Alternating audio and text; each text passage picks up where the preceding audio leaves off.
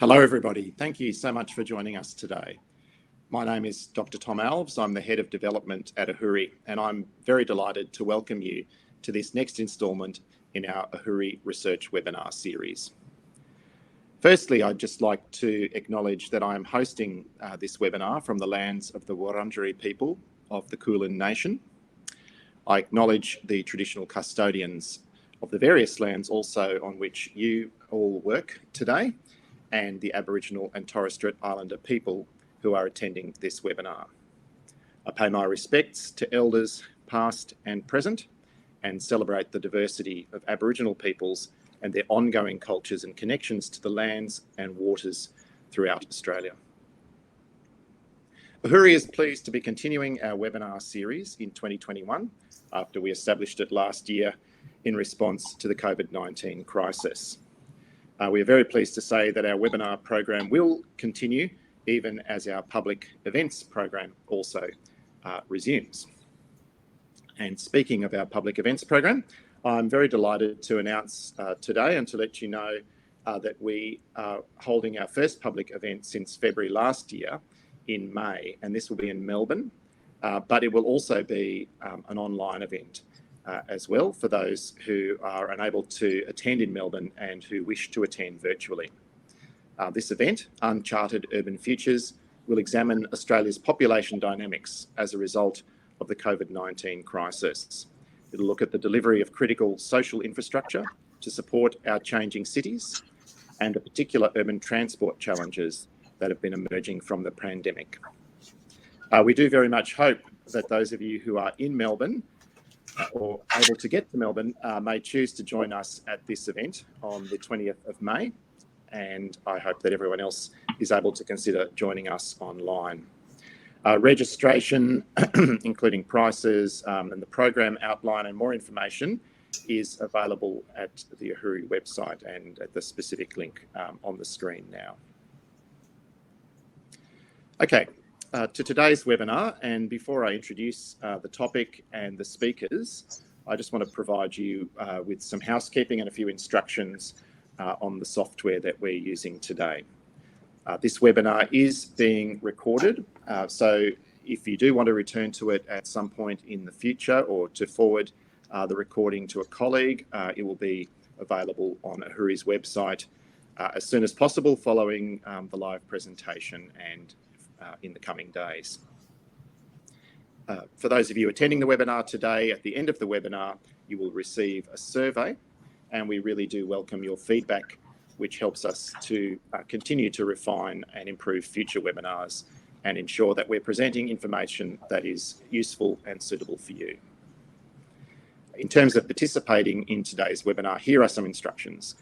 You'll have the opportunity to submit questions, and you do that by typing your questions in the Q&A section, which appears on your screen just to the right of the presentation.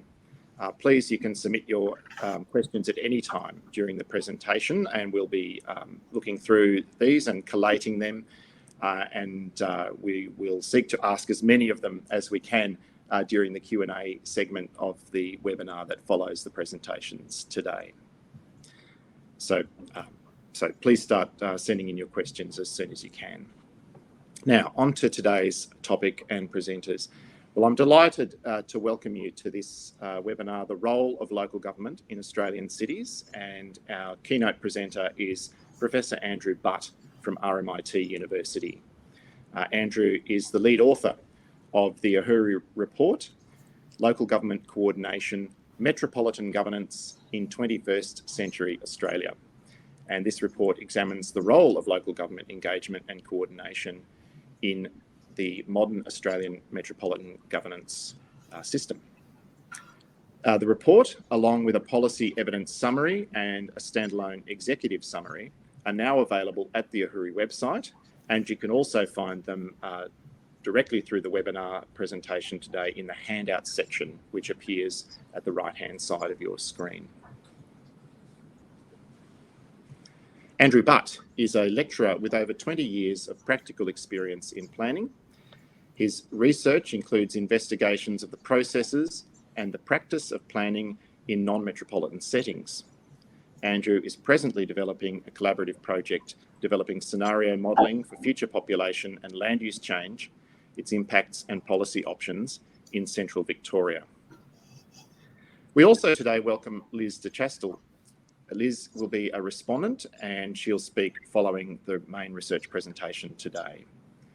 As Senior Policy Advisor for the Australian Local Government Association, Liz provides advice to the Executive and Board on policy issues and manages engagement with a range of officials groups, including with planning, cities, urban issues, housing, migration, settlement and finance. So the format of today's webinar will include Andrew's research presentation followed by a short response from Liz. And after that, I'll facilitate a discussion with our two speakers and we'll take your questions as they appear on the screen before me. So please feel free to ask these questions, as I say, at any time during the presentation, and we'll begin collating them straight away. So it's now my pleasure to hand over to our first and main presenter, Professor Andrew Butt. Thank you, Andrew. Thanks a lot, Tom, for that. So look, I'm here today to talk about a project we undertook for AHURI in 2019-2020, which was really a foray into issues of urban governance and urban problems for AHURI after, in some respects, as many of you would know, AHURI's had a long history of some very thorough housing research in Australian cities. Issues of urban governance and urban management, planning and city form, for example, are areas that haven't always been high on the agenda for AHURI. And so I was very glad to be part of a project which was bringing this back into the AHURI agenda. I just wanted to recognise my colleagues in this as well. So I believe some might be online. So my colleagues at RMIT, Annette Crone and Wendy Steele, are part of this project as well and provided significant contributions to this. And as well, Stephanie Dewar, who some of you may know from the University of South Australia, who has a wide-ranging expertise in metropolitan governance issues, not only in Australia, but in Europe as well, particularly. And so as a team, we also had a expert panel involving a number of people from various Australian jurisdictions, providing us with insight to this process and very much offering us a way into thinking about the fundamental question we have, I suppose, which was, what are the roles of local governments and what could they be in collaborative roles particularly, but also in the way that they might coordinate their input and their contribution to thinking about metropolitan governance in Australia, which is a really pressing topic, and even over the life of our research became more clearly pressing when we started to think about many of the challenges and assumptions we had about urban problems, some of them being thrown over on their head as well. So it's an interesting time to be looking at research like this around our cities, thinking about the assumptions we've had for a number of decades and thinking about the assumptions that might provide the basis for how we think about them over the next decade.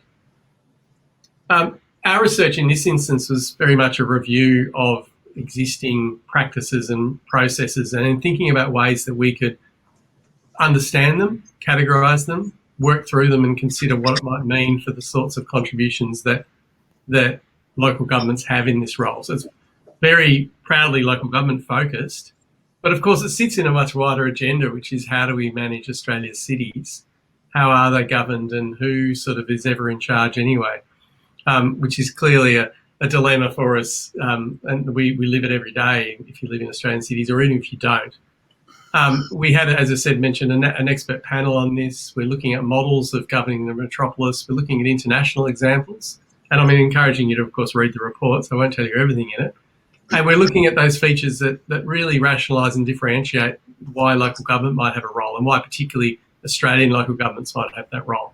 Now, of course, we're doing this with a really strong awareness of the different contexts that Australian local governments operate in compared to their international partners, but also, of course, even within different Australian jurisdictions, different histories of the roles that they can and do have, the sort of settings that offer them legitimacy in those processes and the like. And of course, an outcome of this was we're really keen to try and reinvigorate a policy and research discussion in this space. So when we think about the first questions that we asked, and what is driving metropolitan governance in Australia, well, of course, we need to think about what metropolitan governance is, and we frame that in a report in some ways that both are loose but also tight about how we might understand the activity itself. Now, we don't just talk about metropolitan government or the official processes of governing the metropolis, but in fact the way that decisions get made are the product of a range of actors and agents in this process. And we see that quite readily when we think about the role of private sector infrastructure investment, of course. But in many ways, it can be much more muted and much more diffuse. And of course, a fundamental question we need to ask ourselves in Australia, of course, is what is the metropolis too?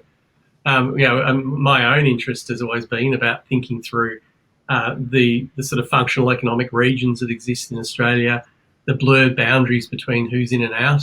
I think right now we're at a time where we're watching those blurred boundaries really come into play. And I just had a video conference with someone at RMIT who's sitting ensconced down at the beach and has been for about 12 months. So, we start to see how those boundaries of the metropolis are really kind of, being thrown around and thrown open in the last few months.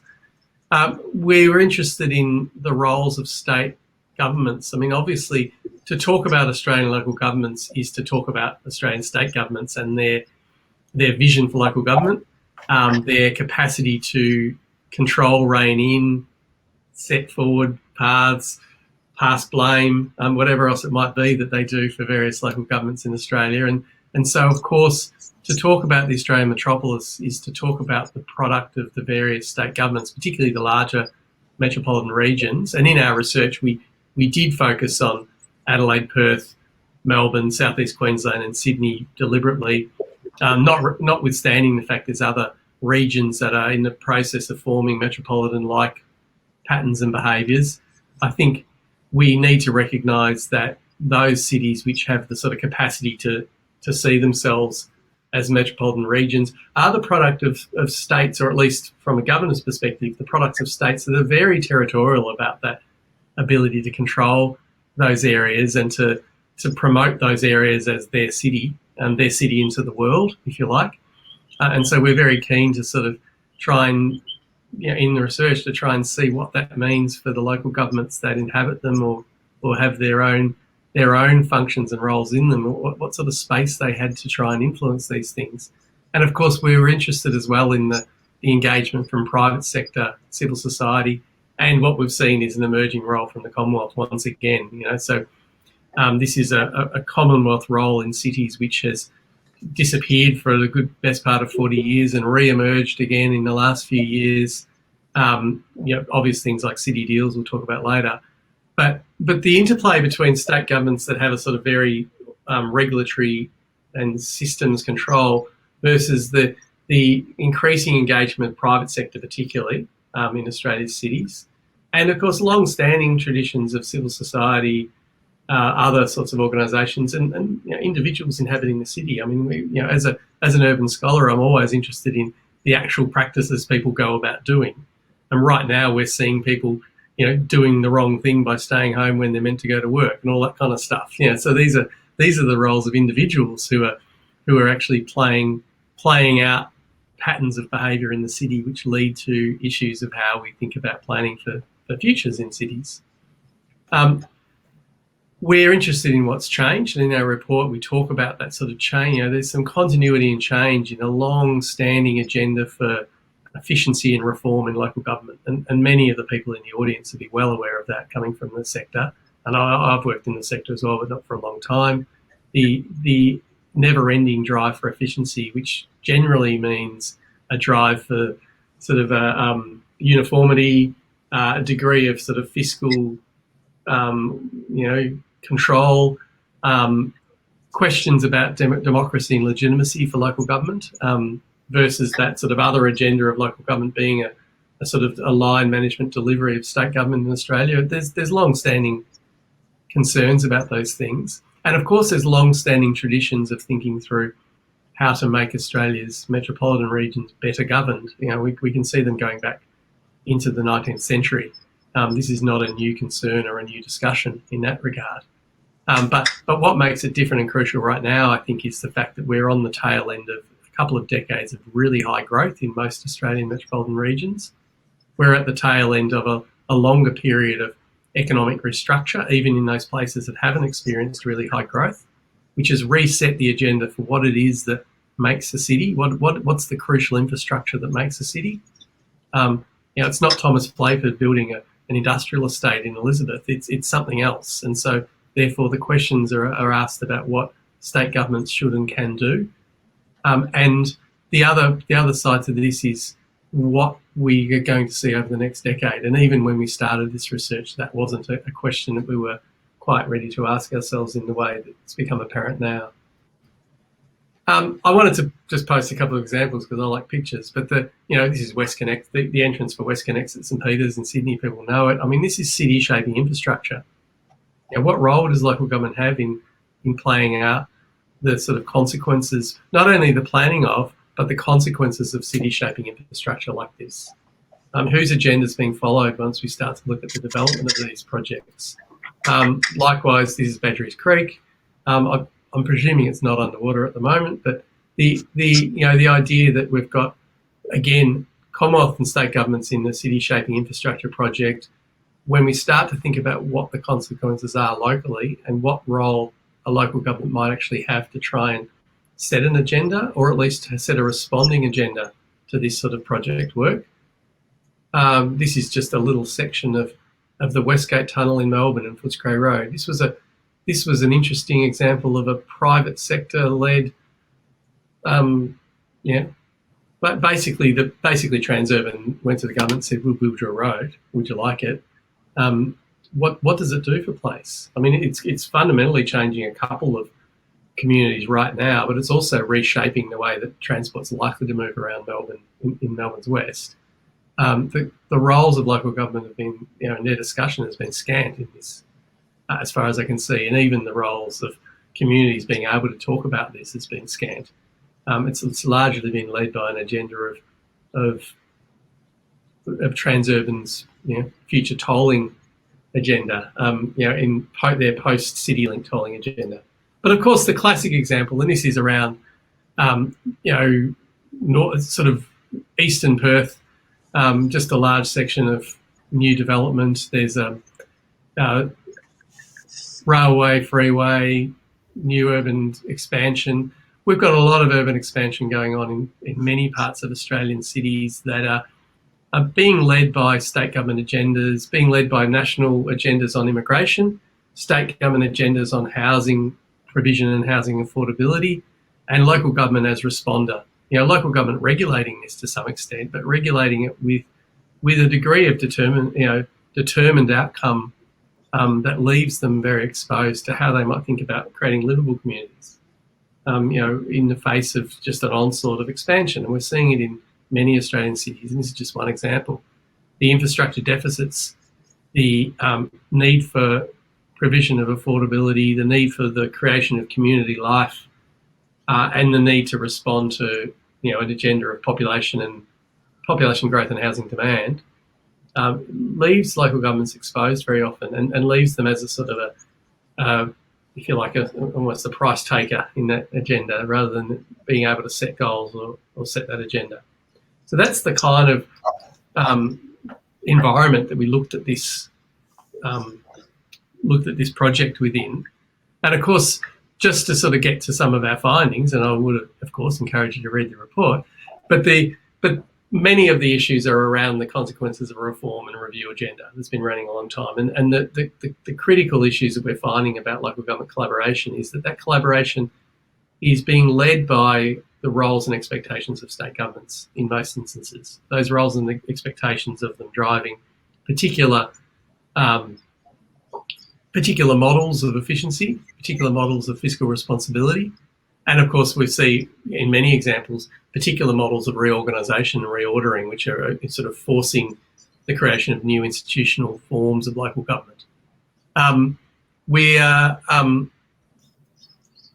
same slides, we looked at international examples to get to this. And so part of our review is to really try and understand those international examples, but also try and question their ability to be placed within an Australian context. And the obvious discussion that you have when you talk to people about this is, well, we need a big metropolitan local council, or we need a, whatever it might be that we need. We need Greater London Council, So the questions we started to have was, well, what are the settings that make those things work?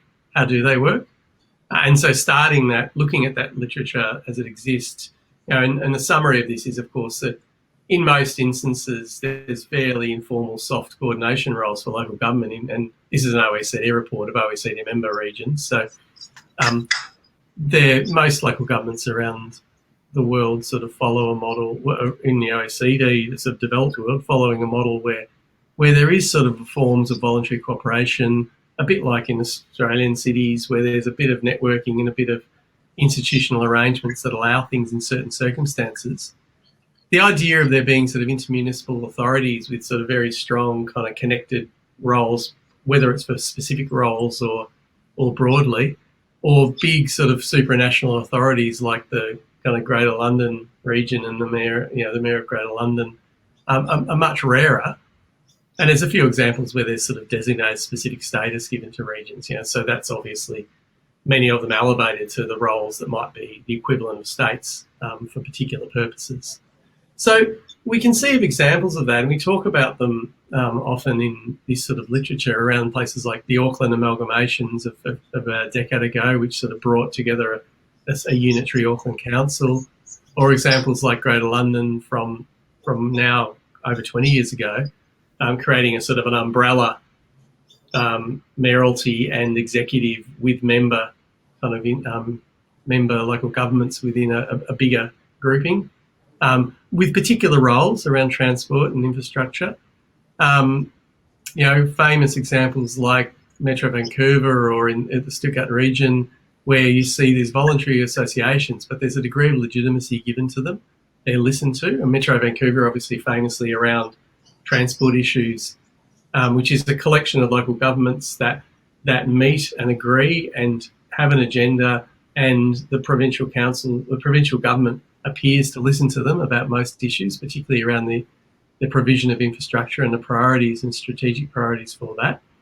Of course, there's constitutionally they have a very similar role to Australian local governments, and there can always come a day when they're not listened to, but it seems as though they've had the ability to make that argument well enough to maintain that legitimacy.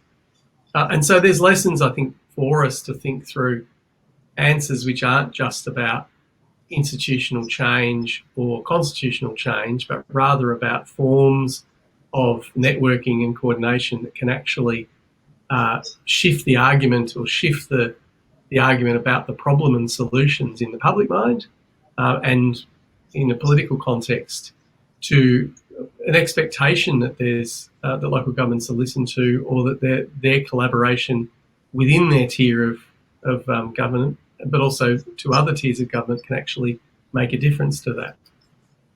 My Vancouver picture. So, of course, we also cover some Australian examples, and of course there is, voluntary organisations like regional organisations of councils and the like.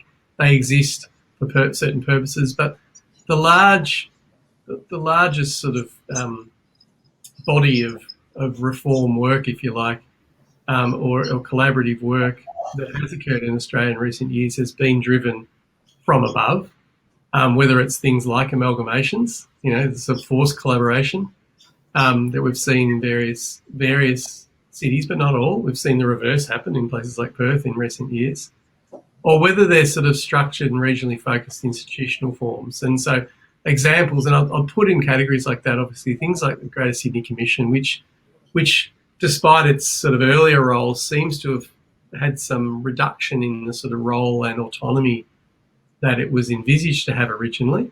And we know there's some background to that, and again about the sort of the exercise of power from state governments, the executive at state level, but also the sort of assessment panels in Western Australia that are formed to try and take, to look regionally at particular types of development applications and pull them out of local government decision making, Examples like Victoria, where the Metropolitan Planning Authority, or now the Victorian Planning Authority, have sort of taken the role of deciding where new development will occur, particularly on greenfield sites, and basically provided certainty, but also reduced the capacity of local governments to have any say in that process.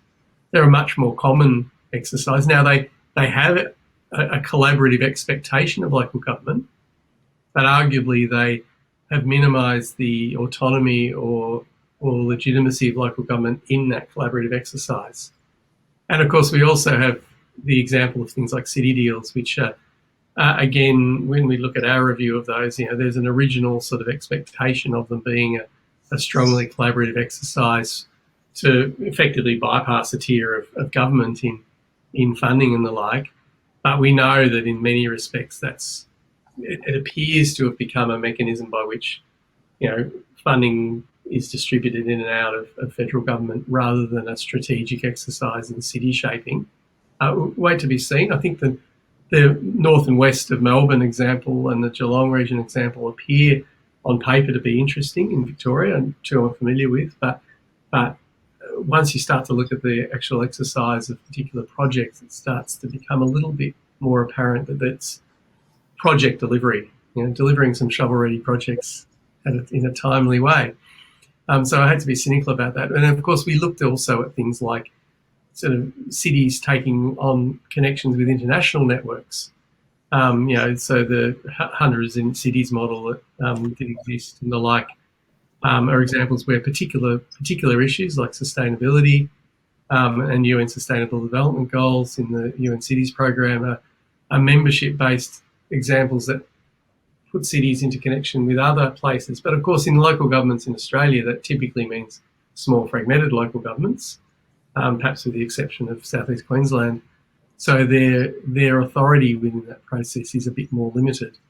And perhaps the idea that connections and collections of regional organisations start to take on systematic and connected agendas globally might be a space for future policy thinking and research.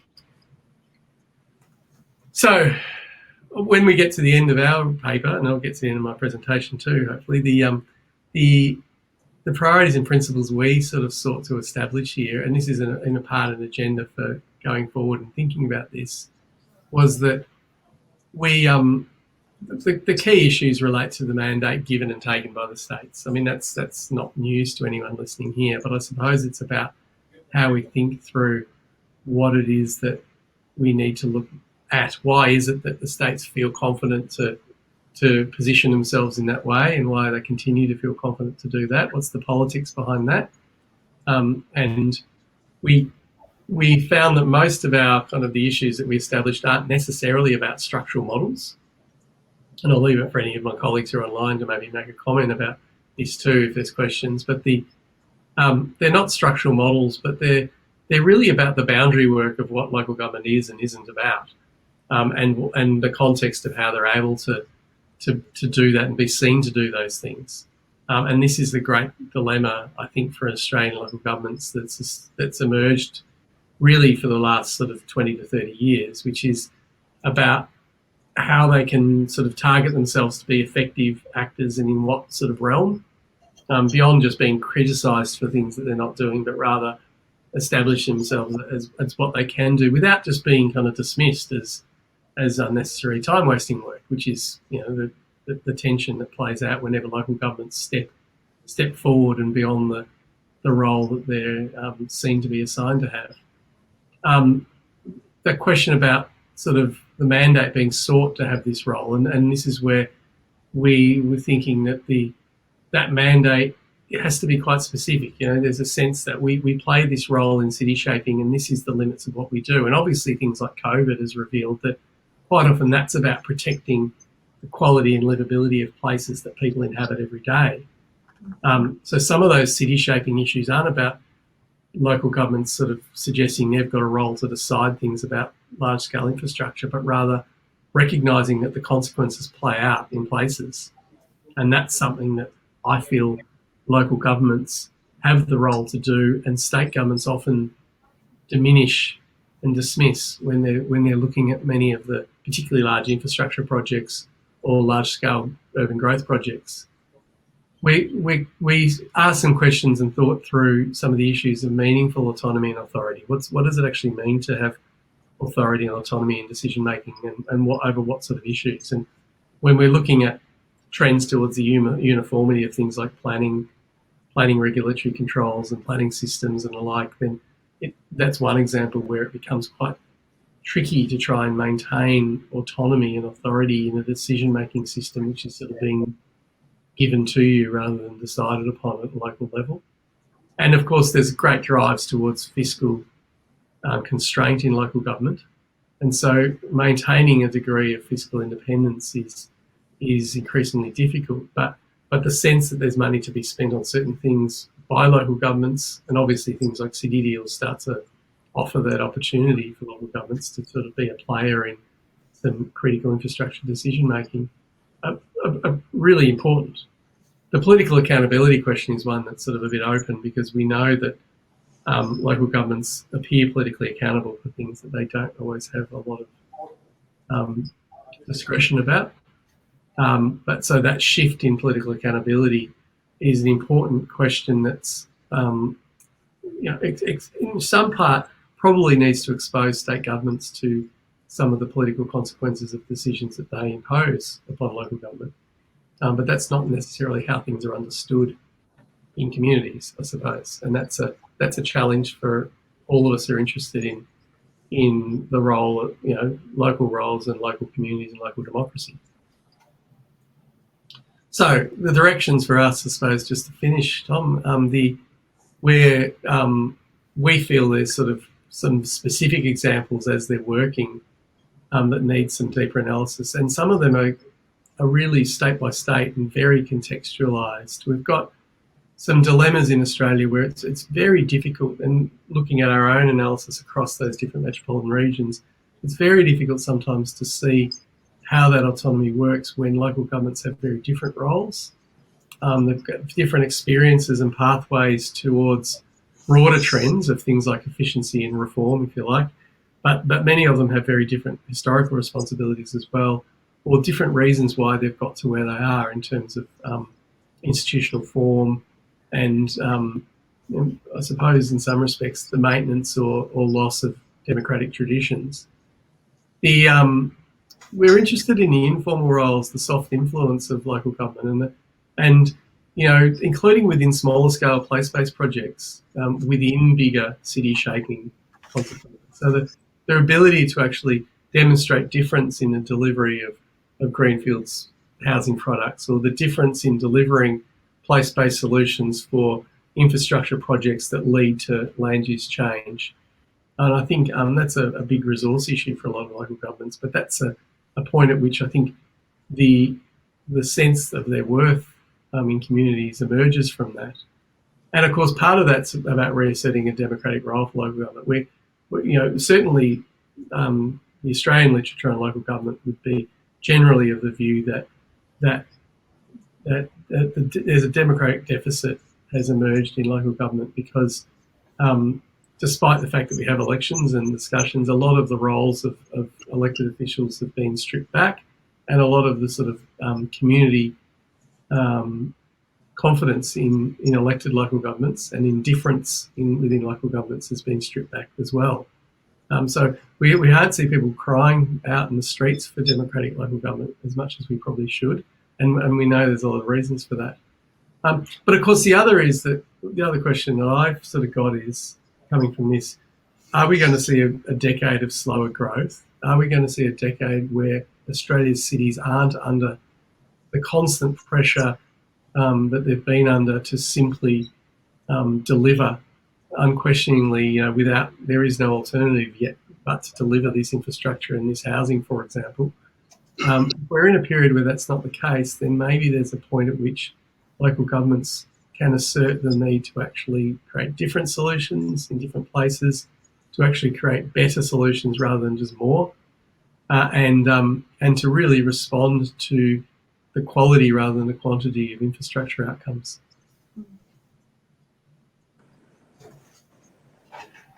Great, thank Thanks, Andrew. We really appreciate that really thorough and an effective, I guess, summary of the report that, as you've mentioned, is available on our website and also in the handout section of this webinar. And I do, like you, encourage people to have a look at that after the webinar today and read that in further detail. But thank you so much for that presentation. I'm now inviting Liz de Chastel, who is with the Australian Local Government Association, to give a response to the report and the presentation. So thanks, Liz. Yeah, thanks, Tom, and thanks for the opportunity given by AHURI to respond today on behalf of local government. And first of all, I'd like to start by saying thank you to Andrew and his research team, and also to AHURI for undertaking this important research into urban governance. And while the metropolitan governance debates have been around for a while, this research, as Andrew points out, has come at a point in time when collectively we are pausing and potentially are open to doing things differently in our cities. And this research also throws out a number of questions and challenges to us. And I think from a local government perspective, one of the main challenges is not why, but what is actually needed to change for the local voice to reassert itself at the metropolitan level of planning. And I know there's a number of local governments on the webinar today, and I'd really encourage you to contribute to this discussion, which I think is an important discussion following my presentation. So in the short amount of time that I have today, I just wanted to touch on a few of the opportunities and challenges for local governments in metropolitan governance. And these ideas are really to spark some of the conversation that follows. So it is ALGA's position that local governments have a track record of working effectively in formal or informal partnerships with other levels of governments and with other councils. And this AHURI report actually explores many of these governance arrangements. And we know of even more informal groupings where local governments, including from across different geographies, connect on issues such as sharing corporate services, planning regional community infrastructure needs, or even coordinating a shared response to other levels of government. So local governments recognise that the best outcomes for our metropolitan cities derive from coordination and partnerships across all levels of governments, community and the business sector. And what is common across the 537 local governments is that local government understands local communities and communities in ways that state, territory or Commonwealth governments frequently do not. And local governments also know firsthand what targeted investments, support mechanisms and interventions will enable their communities to grow and prosper. And as the AHURI report also points out, our metropolitan cities are the places where we face some of our biggest economic and social challenges ahead in the next 10 years, for example, investment into big ticket infrastructure, climate change impacts, and social inequality, to name just a few of the big issues. And what we should also remember is that our cities are collectively where 17 million Australians live, work and play, and who better to understand the needs of these communities than local government. And as Andrew mentioned, the lockdowns during the COVID pandemic led to the importance and value of localism. People spent more time, for the first time often, in their local neighbourhoods, shops and local parks. Local communities and local governments really stepped up and supported and invested in local businesses and helped people at risk. And over the last 12 months, our cities have almost become a patchwork of local communities. At the start of the COVID pandemic, the Planning Ministers Forum came together for the first time for many years. And in 2020, many changes were made to planning legislation around the country. And initially this was to fast track the effects of the pandemic impacts. But later we found there were a lot of changes made to fast track assessments to maintain jobs and businesses. So these changes were generally supported by local governments.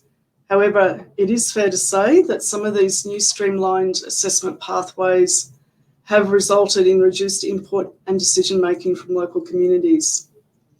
So when the National Communiqué was released by the Planning Ministers in April 2020, our then National President said in a media statement, Of utmost importance to local government is maintaining public confidence in all planning decisions and ensuring there is adequate community consultation.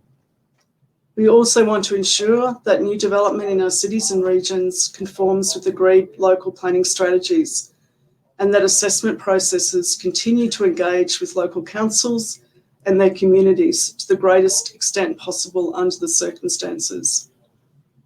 So local governments really want to ensure there is no erosion of local decision-making and community input in growth management and development assessment. And as Andrew also pointed out, local governments are in fact legislated and often held accountable by their state governments to manage the local impacts of traffic, densification, and also pressure on infrastructure within their own communities. So at the federal level, disappointingly, ALGA was not included in the new National Cabinet late last year.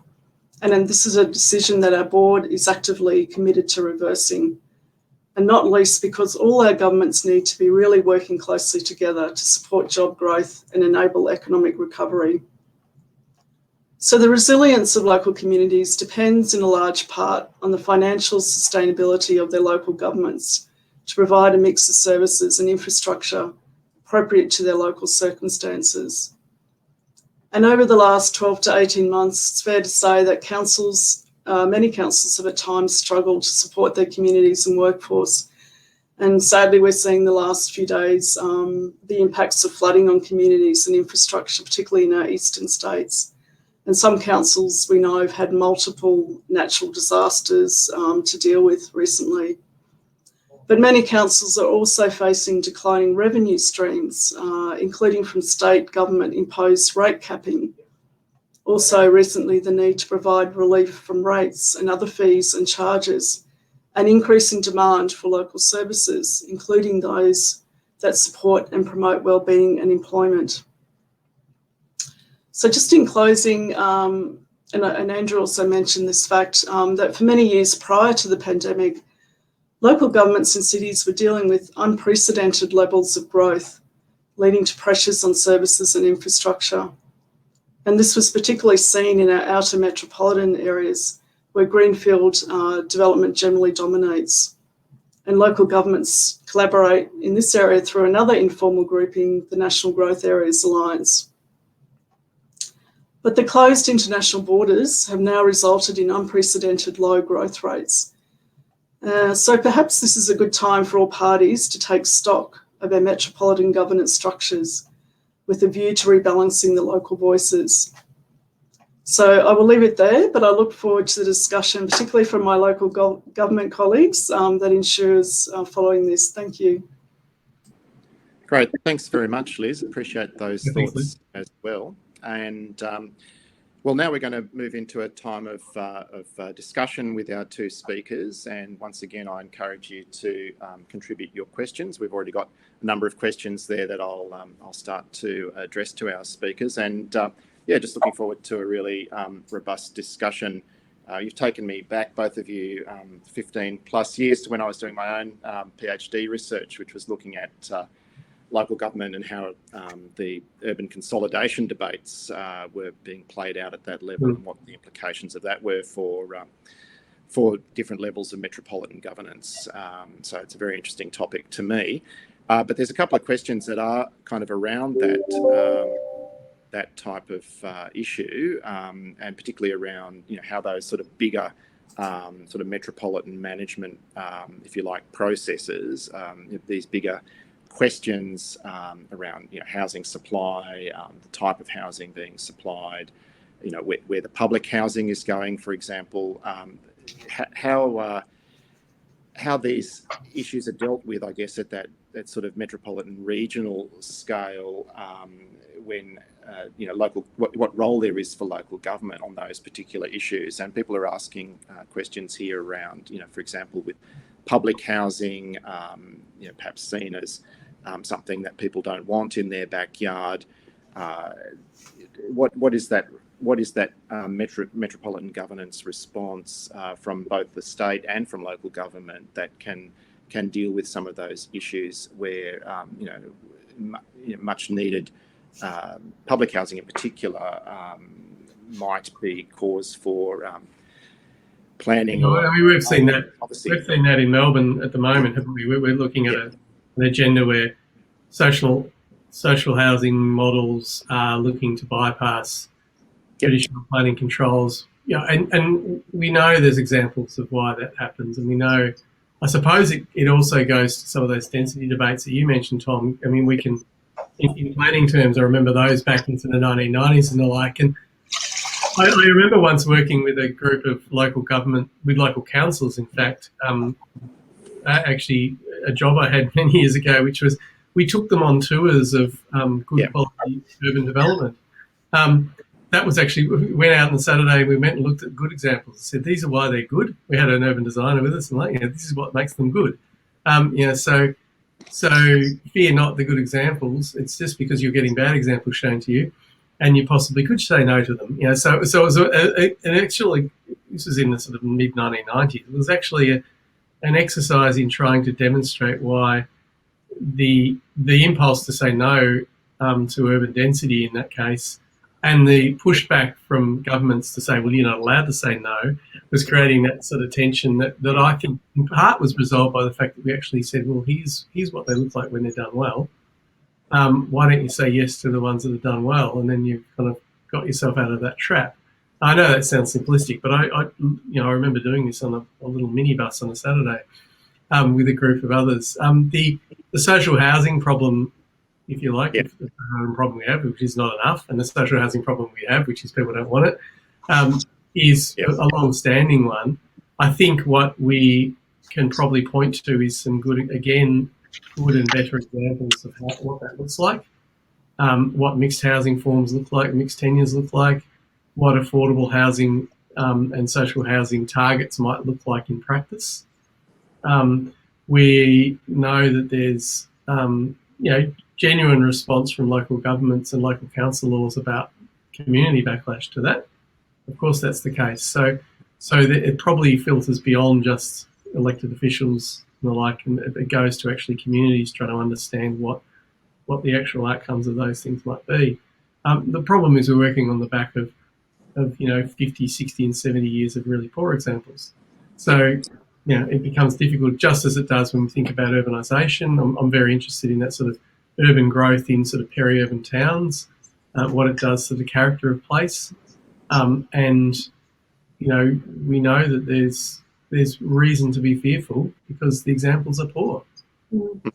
I think the other thing there is also, in that sort of argument, local governments are seen as part of the problem.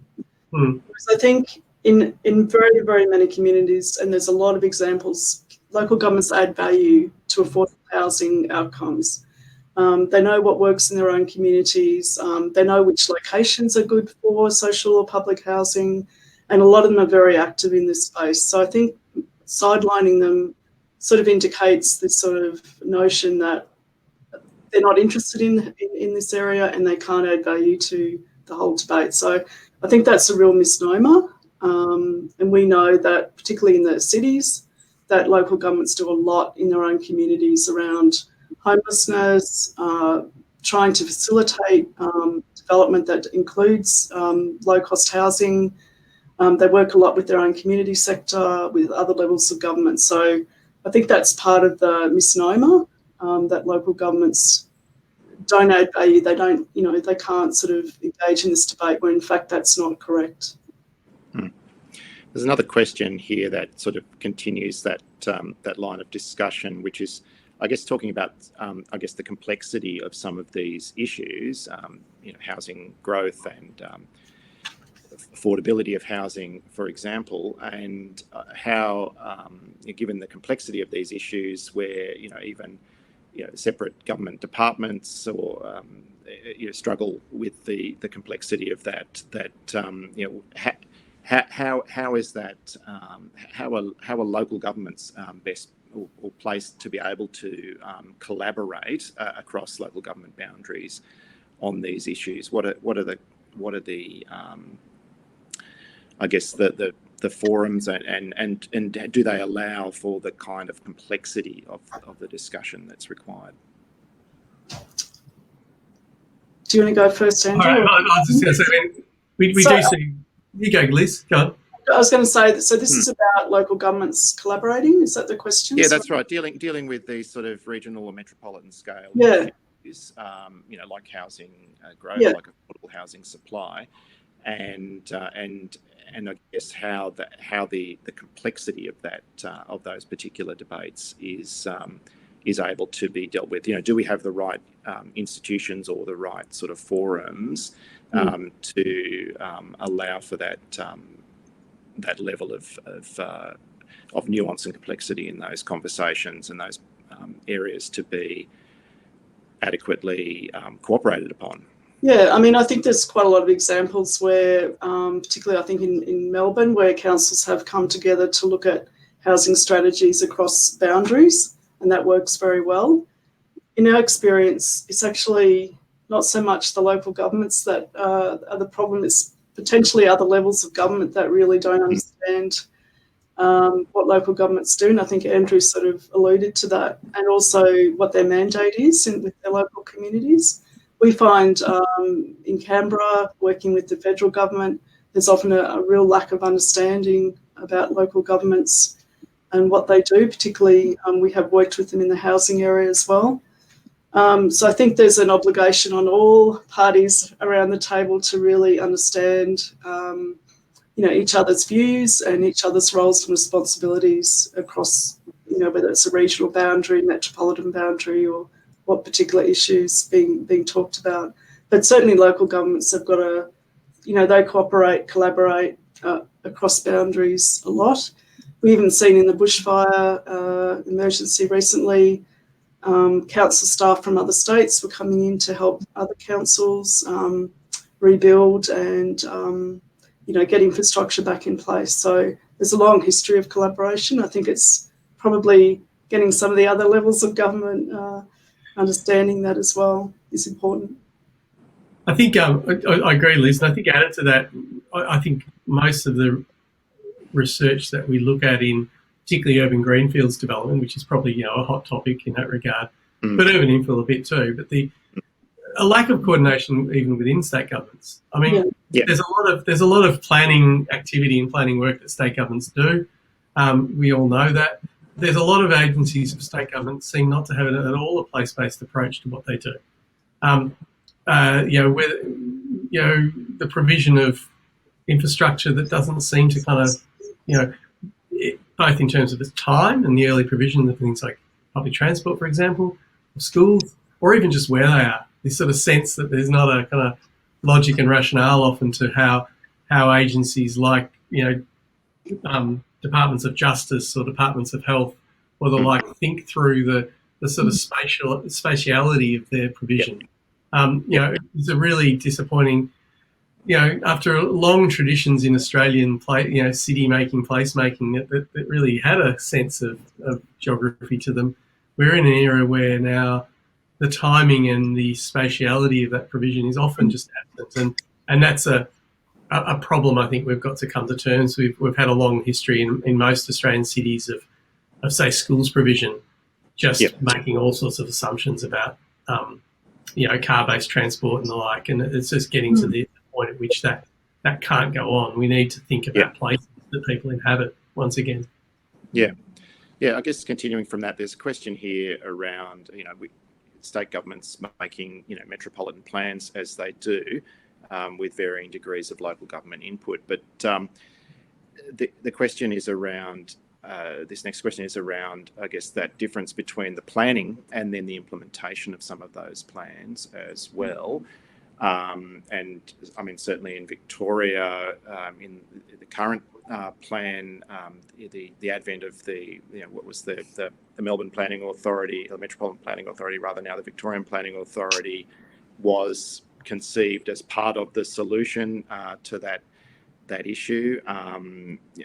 Not wanting to single out Melbourne specifically, but just if you could comment, and I'll go to you first, Andrew, on that question of planning to implementation. And it's a pity Wendy can't speak right now, but I know she'd have some good commentary on this. And I think the fashion of plan making that we've seen in the last sort of decade or more in Australian cities Really, I mean, it's open-ended. It's implementation light. It's quite deliberately so. And it's quite often, even when it's sort of targeted, it's still designed in a way which is intended to sort of offer a reflection of what we'd like and where we'd like particularly private sector contributors to go. I mean, right now we seem to have a sort of maintaining a housing shortage on the fringe of Australian cities. I mean, well, how is that? Well, clearly it's to do with the model of provision and flow out. Yeah. You know, we know why that is. But it comes to some other issues like the habit of sort of sudden announcements of infrastructure that may or may not be consistent with plans. You pointed out Melbourne. I mean, yes, we have a sort of fairly structured greenfields development process, but we also have a government that suddenly out of nowhere announces major rail and road transport projects that completely reshape that urban morphology across the metropolis without mentioning them once before. So, you know, so when we follow that sort of pattern, we're bound to have implementation problems. And I'd argue that in many ways that plan implementation disconnect is quite intentional politically. It allows sort of a realm of possibilities of what might happen. So in one respect, that allows a lot of different agents and players to kind of bring their contribution to the exercise, but also it allows things that just happen from nowhere to become, you know, fit into the plan when we want them to. I've got an air of cynicism about it, of course, as you can tell, but I suppose the main issue there is that people aren't necessarily demanding much out of metropolitan plans.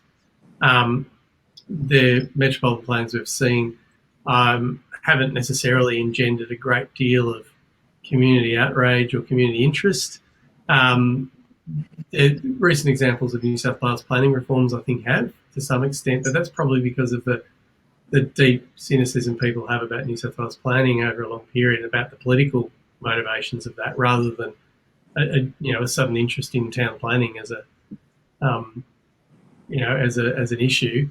So I suppose until we get to the point that people actually start to feel that those issues are part and parcel with things they do see as political problems, like infrastructure deficits locally, then it's going to be difficult to try and achieve a sense that people will start to question that disconnect, I expect. Yeah, I would agree with Andrew as well. And I think from my experience, the implementation works best where there's ownership of the planning of the whole system. So if some parties are excluded or not involved or not included in that planning stage, it's very, very easy for the implementation to go off track, or for, as Andrew said, new parties to come in and do something else that's not in accordance with that agreement. So I think the more ownership, the more embedded that is, the more the community sort of engaged and business sectors engaged with that, the better implementation you'll see from that planning. So maybe that's a challenge to the audience as well. I mean, we're sitting here in a room full of people who all think this stuff is interesting. So how do we talk out to the communities about why this is important and why this is a really important juncture to think about, metropolitan planning issues? Yeah. I mean, that particular questioner sort of goes on to ask about the different cultures and logics that operate within various state and territory agencies, and how these, potentially rub up against cultures in local government. Do you want to say anything further about that, Liz, before? No, I think that is right, and that's what we see that a lot and get feedback from our local governments about that a lot. And again, sometimes it's just a lack of understanding, a lack of talking to each other even, the wrong assumptions being made. And often it's when you start having that cooperation, the talking, the communication lines open up, you get better results, I think, than just, that sort of disconnect that can sometimes happen. We sometimes also, with meetings that we have at the national level, we spend quite a lot of time talking about what local governments do and the differences across Australia with local governments, and often the public servants have no idea. So just I think there's a role for local governments as well to communicate what we do well, to sell ourselves a little bit better perhaps, and also to make sure that other levels of government really understand what we do and what we do well and what we can contribute to some of this decision making as well. I'm going to stick with you, Liz, for a minute. There's a particular question here about Canberra, and obviously Canberra is, I guess, an unusual case nationally in that the local government more or less corresponds to the area of territory government there, and the question is around, and it picks up on, I guess, this idea that often in other metropolitan regions, local government is that more accessible level of government. It's the one that actually, touches in with the community much more effectively. Can you comment on Canberra? Right, okay. In relation to this as a case in point where, is that sort of localness and accessibility somehow present? Is it present, and how is that playing out there? Yeah, so obviously the ACT government does everything from sit on COAG to fixing potholes in roads. So it has a huge spectrum of activities that it does. It does try and break the city down into smaller areas and have, I think, local members, elected members, speak to local communities.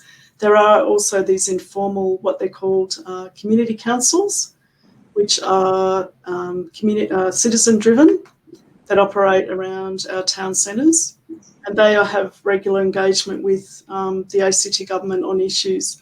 They are not sort of democratically elected, but they do come up out of the citizens in those areas. So I think it is a challenge for the ACT government to deal with these really high-level type of, the health issues, education, right down to, curb and guttering and chopping down trees. But they do find ways to do that, probably by getting out to the community. Yeah. That effectively operates like some of the examples we've seen internationally of sort of special status cities. And I suppose in one respect that's an ideal model. There's a lot of, obviously there's a lot of history of attempts to create sort of metropolitan scale government in Australian cities. I suppose from my point of view, we just got to imagine it's not going to happen because the states are too invested in their kind of ownership of the engine houses of their economy, and increasingly the engine houses of their economy in an era where sort of decentralised industrialisation and decentralised agricultural systems are less important in their economy than even in places like Western Australia, where the mining jobs are not just in the Pilbara, the mining jobs are in Perth, and so I think we've got to step away from imagining we can do that. But of course, and there's many people in the audience, and myself, lived in small towns and regional cities and the like, and the identity of local government and the responsibility they're seen to have and the credibility they're given by communities, but also the criticism they're given by communities is often much stronger than the smaller fragmented local governments in metropolitan regions that are sort of often dismissed by people unless they've got a gripe. So, I think there's a lot to be said for that example in Canberra, but I'm also sceptical about how we could ever achieve something like it in other Australian cities, and it's not really in the interests of state governments to do it. And since Brisbane in the 1920s, no one's really attempted it. Yeah, and I think the other challenge for the ACT government here is where it gets its revenue from. So it does get a lot of revenue from land sales and land development because it is the main land developer. So that sets up, debates around housing affordability and release of land and where the development is. So it's got its own unique challenges here as well.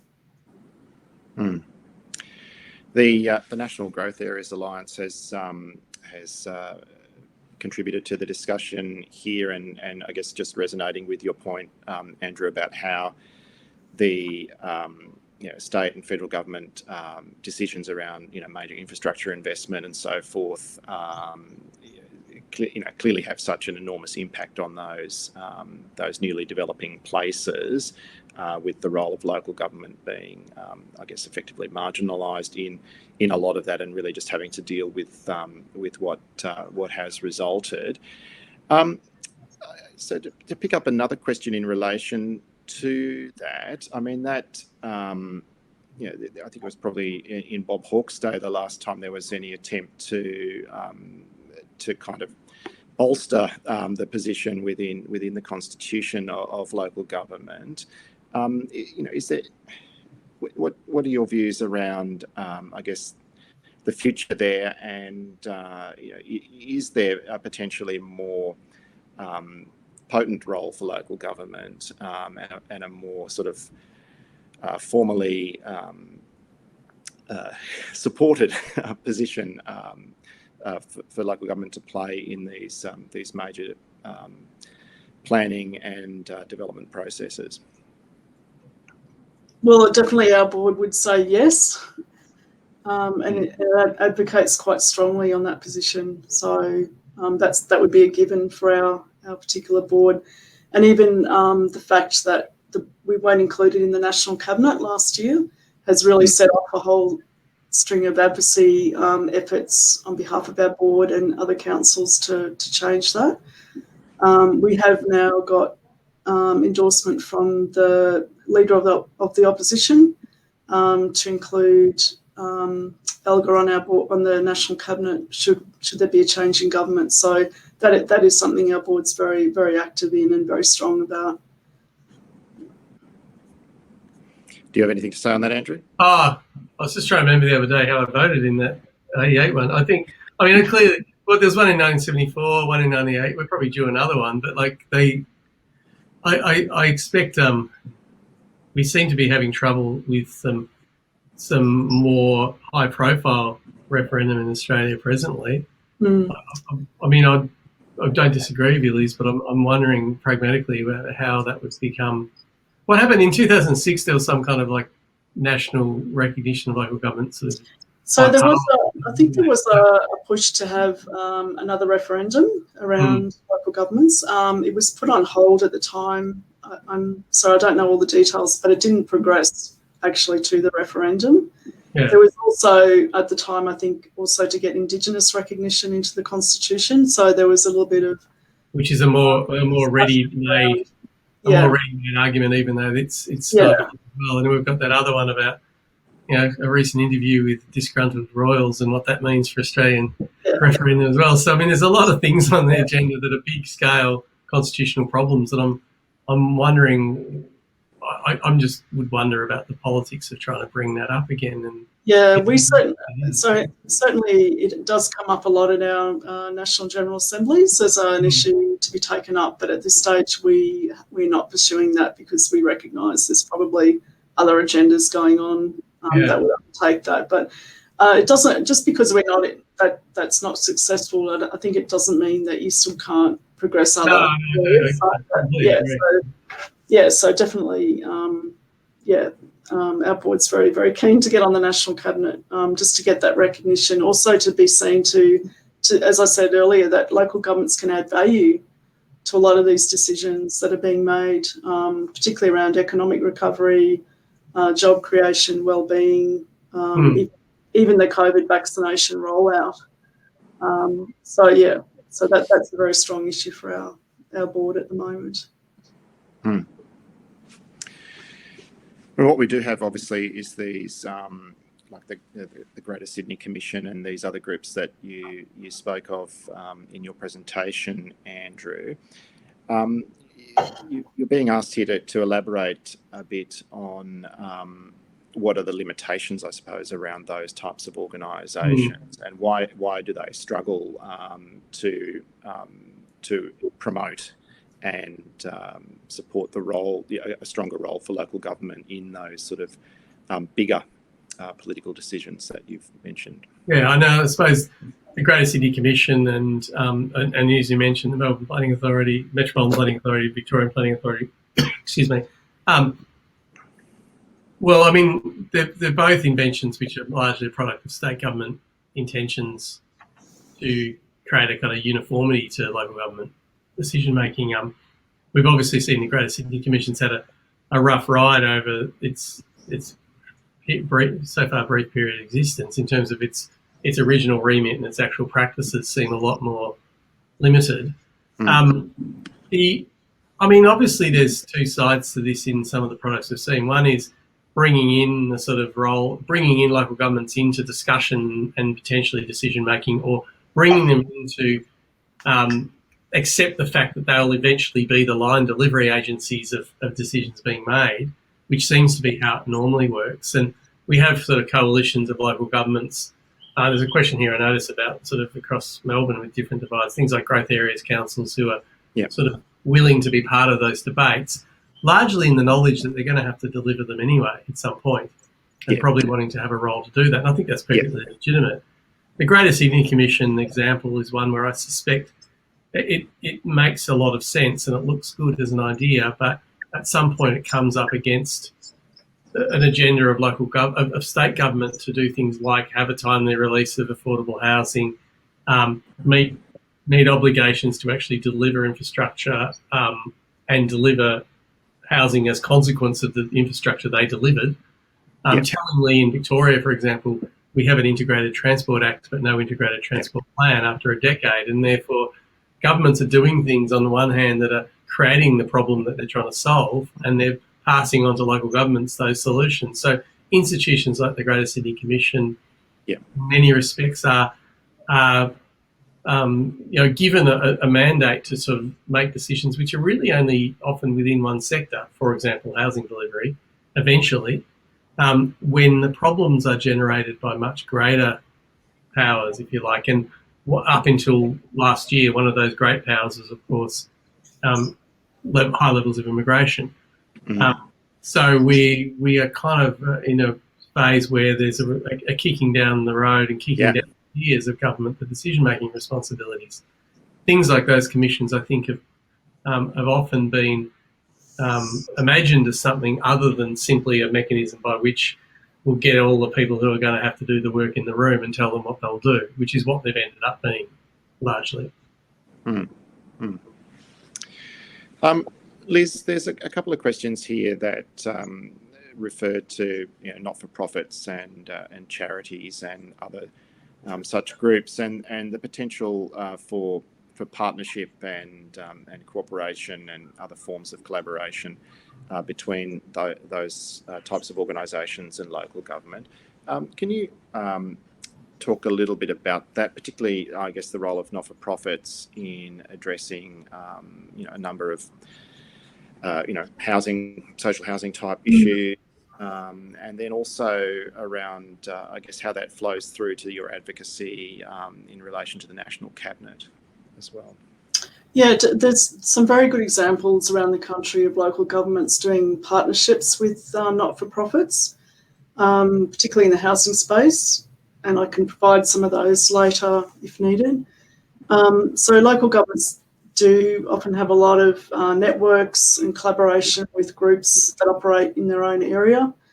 And it's not just on housing, but it can be also, we saw during the COVID period, supporting people in their own communities with food hampers, helping people that are homeless into hotels or whatever. So there's a lot of examples around about those partnerships. We haven't so much engaged with them at the National Cabinet sort of advocacy level, but we do have a lot of links nationally with organisations, peak body organisations, either member organisations or not-for-profits. We engage with those quite a lot on different issues. It could be around rural health type of issues, transport issues, housing, whatever. So, yeah, very strong partnerships across those organisations. And in the absence of current representation at the National Cabinet level, I mean, is there a national coordination effort happening through local government and perhaps with some of these not-for-profit and charity groups as well? I think there have been different committees set up, particularly around the bushfire response, that did involve our sector and the not-for-profits as well. It was like a community sector type of committee that was set up. So yes, I'm not so sure about the COVID response. I'd have to get some advice on that one. But yeah, definitely there have been different responses. These type of national committees established that we have been part of. Great, thanks. So Andrew, you mentioned Brisbane as an unusual example. Obviously, it has a large sort of sub-metropolitan local government, and the Gold Coast similarly.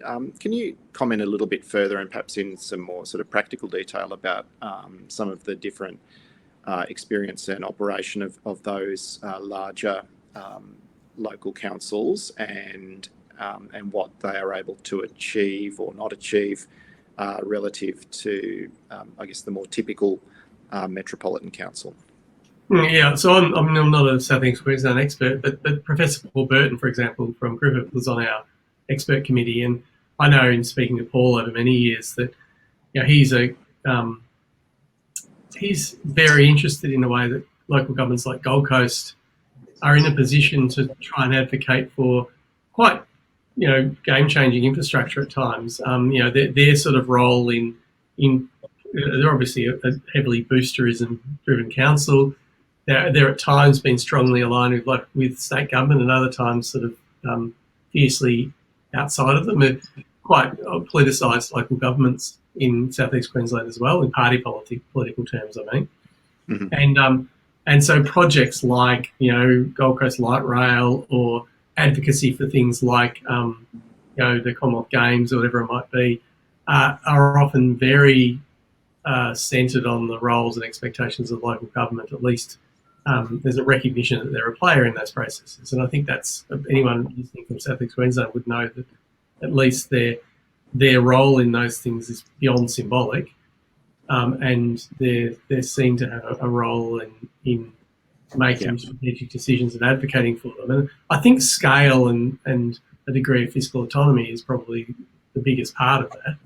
Yeah. I don't know whether there's any greater legitimacy given to them really except for that sense of scale. And of course, Queensland does have a government tradition of playing to lots of more places than just their metropolitan centre.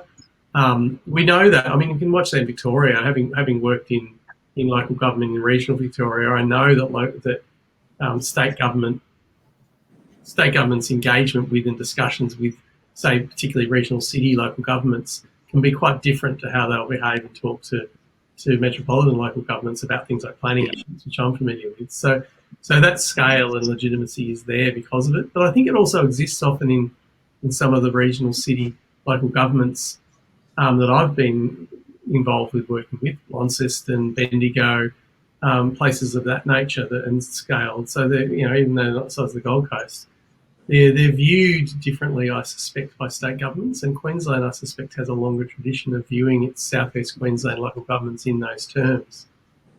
Yeah, I think local government in Queensland's got a very strong history. So I've lived and worked in Queensland. It's got a much more established, long history in the governance sort of structures. And also in South East Queensland, obviously Brisbane is the largest of all the local governments, but there is a coalition of South East Queensland councils that are very strong as well. In fact, they're currently lobbying for funding from the federal government for infrastructure for the Olympics bid, or the successful Olympics bid. So they're quite strong. So, and it actually encapsulates all the growth sort of area right down to the Tweed, the border, right up to the Maroochy sort of area as well. So they're quite strong, and they represent the growth of the South East Queensland area. And at times they've also cooperated with New South Wales, the Tweed area across the border in New South Wales as well, as part of that sort of huge growth corridor. And they've got a tradition of having responsibility for some fairly fundamental things like water and the like, and so there's a sense of that. So that's right. Brisbane City Council actually provides all the buses and ferries, the transport as well, which is different from other local governments. So it's quite a large scale. It's about I think it's about 3 times the population, or 3 or 4 times the population of the ACT. So it's a big council. Well, it's perhaps a nice segue from that discussion then to talking about, I guess, the economic development role of local government, and many councils have economic development departments within them, and these support local business and local job creation and try and attract investment. Can you, Liz, perhaps comment on that particular role of local government in Australia and how that's going? Yeah, no, that's a very strong role for local government. As you say, they often have particular personnel, but also strategies in place as well to drive their local economies. Sometimes that is done in partnership with other councils. So they might look at a regional type of setup, and they would identify the strengths of their region. So it could be in tourism, the natural environment, or particular industries. And that is a really big issue for councils. So it would be at that sort of strategic level, but also at that sort of local level, they would make sure there's enough land, services in place to locate the particular industries or employment centres. They also would do that in consultation with their local business community and potentially their community sector as well. So it would be done with a lot of consultation. So again, it could be at the main street level, it could be at a site level, could be at a citywide level, or even at a regional scale, depending on the particular issues. But and some of them also engage quite heavily with their regional development authorities as well. So there's that sort of level of governance as well. But yeah, very, very strong, and particularly around the COVID period, that's been a really strong push in councils to generate employment. Even our own workforce, local government workforce, is 200,000 across the country. And in some regional areas, that's the biggest employer in town.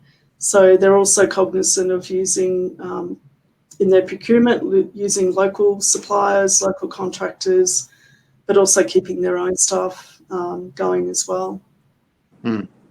Andrew, did your to what extent did your research look at some of those dimensions of local government? Well, in terms of, I suppose in terms of not just economic development, but also sort of social infrastructure development and the like. And I think we started to look at examples where some of the regional organisations of councils were interested in, more often, regional networks that were interested in economic outcomes, particularly in places that had experienced some economic challenges. And some other work I'm doing at the moment, for example, I'm looking at some work with sort of middle and outer western suburbs of Melbourne around some, the dividends that might come from transport infrastructure improvements and the like for local economic development. We looked at those examples. Now, obviously, they differ wildly but I think we would find that many of those places that have experienced sort of economic restructure are very aware of the need to think about those things. But then on the other side, we've got and COVID's shown it, we've got really micro level economic development occurring, driven by local governments. In the maintenance of social life and economic life in small suburban areas, or closing off of inner urban strip shops for outdoor dining, closing off of car parking, or little kind of subtle interventions like that can only really be understood and done at the local level as well. The work we did, I think, mostly points to the collaborative efforts that usually exist in that sort of sub-metropolitan regional level, and probably mimic many of the economic development activities that sort of, say, regional cities or networks of regional cities, so EVO cities in central west New South Wales and the like, are able to achieve outside of metropolitan regions. Within the metropolis, it's often very much driven by networks of local governments with shared experience of, say, economic challenges and economic restructure. But again, they're often delivered metropolitan scale strategies that talk about things like employment centres or decentralisation centres of activity that's sort of given to them, innovation hubs around universities and the like that are sort of given to them from above, that are seen to be their saviour and solution. So there's always a tension in that. I think the examples of the micro scale economic development are probably the most fascinating ones that simply couldn't be achieved by any other tier of government. And does your report also deal with questions around, I guess, the diversity of the population of local governments and the role that they play, I guess, as communities and the capacity to promote diversity and such? Well, not necessarily, but I think that's a rich field to look more at, both in policy terms and research, which is, the context matters in all of these examples. And so we to talk about metropolitan governance in some respects misses the point that the experience of living in, say, a well-to-do neighbourhood or a gentrified inner urban area or a new fringe suburb or an area that's experiencing huge churn of population is just fundamentally different. And we probably kid ourselves a bit if we think about the metropolis as a sort of a system and machine that just needs tinkering with by some level of government. Of course, that stuff's real, and some of those big meta-level decisions matter. But I'd still argue that, and I'd argue that last year with things like COVID lockdown and the like showed it, certainly in the Melbourne example, that many of the really micro-scale decisions that get made that change the quality of life just to move around a neighbourhood really matter to those issues of population experience and diversity. And of course, across Australia, the scale of local government means that they have different ability to actually even recognise those things, to operate locally and to see themselves as local, speaking for local experience. Yeah, that's our experience as well. So particularly in the settlement space around refugees, humanitarian, skilled migrants, overseas migrants coming into the country, local governments are really where it can make the difference between whether people like living in Australia or like living in this community and are connected to the community, or they want to leave. So they do things like welcome ceremonies, morning teas, they have different languages on their website. They translate documents for members of their community. They establish consultation committees, which might include the local religious leaders or different ethnic groups. So that's a level of government that really does a lot of that social integration, social cohesion, really does the hard work, if you like, around their communities. And if that doesn't work at that local level, or you don't feel like you're included in your local level, you're not going to be experiencing Australia very well. So they do a lot in that space. Yeah. All right. Well, we're almost at time, so I am going to stop there and wrap up. But my apologies to those of you who asked questions. There's quite a range of interesting questions that we didn't get to, and we didn't really get to much of a discussion around, I guess, democracy and how that's playing out, which is obviously a very important issue. So apologies that we didn't get there. But thank you all for your participation and for the questions and issues that you raised for us. Well, we've reached the end of the webinar, and I would like to once again thank Liz and Andrew for their time and their insight and for speaking with us today and presenting. And I just also do want to also remind you once again of the Cities Conference that I mentioned at the start, coming up on the 20th of May. Indeed, many of the issues we've discussed today will be addressed very strongly there, particularly the question around population, and Andrew mentioned a number of those issues around sort of significant migration being such a big driver of issues at metropolitan level around the country and impacting local government, and obviously the chance that the pandemic and the pause in that has created for us to, I guess, stop and take stock and reassess what's happening too.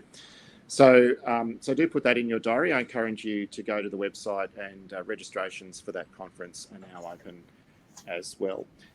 And another quick reminder that you please, if you have a moment, fill in the survey that you will receive following the webinar, because that provides really helpful feedback for us. So thank you very much for participation, and thank you, Liz and Andrew, for your time and your insight once again. And until we see you all in person, thank you and goodbye. Thanks, Tom. Thank you.